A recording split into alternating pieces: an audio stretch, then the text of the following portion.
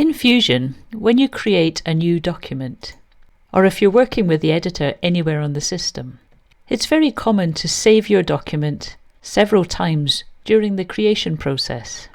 So I might add all my text and save and come back another time, and then come back into my file, edit, and carry on making changes and saving, each time doing a little bit more of the work, until I'm happy that the document is finished.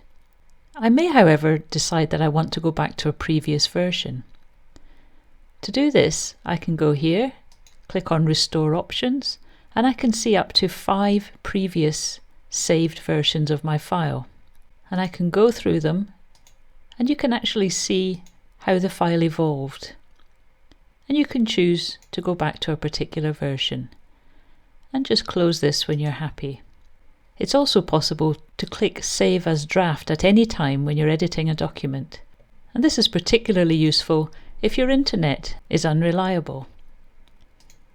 If I've saved a draft, if I go to my Restore options, there's an option here at the bottom which will restore the latest draft that I saved.